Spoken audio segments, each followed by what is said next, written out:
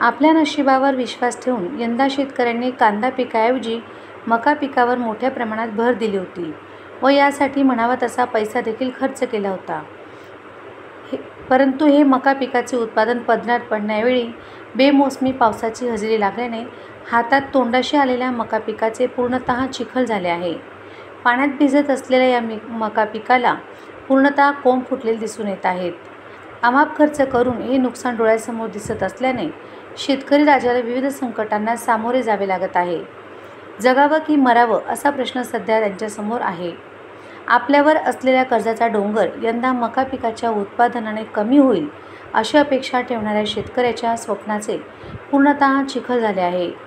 बँकेचे कर्ज आणि इकडून तिकडून उचललेले उसनवारीचे पैसे आता कसे फेडायचे अशा चिंतेत शेतकरी पडले आहेत. दरवर्षी उद्भवत असलेल्या या सुलतानी संकटांना सामोरे जाणे शेतकऱ्यांना नाकीनऊ आले आहे.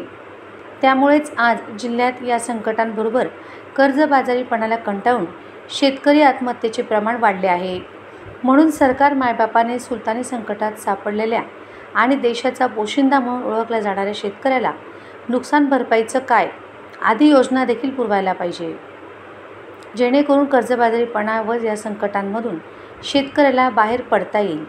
तसेच शासनाला शेतकरी राजाची जर खरी जाणीव असेल तर मका पिकाला म्हणावा तसा हमीभाव द्यावा व त्याच्या नुकसानीचा तात्काळ पंचनामा करून त्याची भरपाई देखील द्यावी, हीच अपेक्षा सध्या जनमानसात म्हणून व्यक्त केली जात आहे.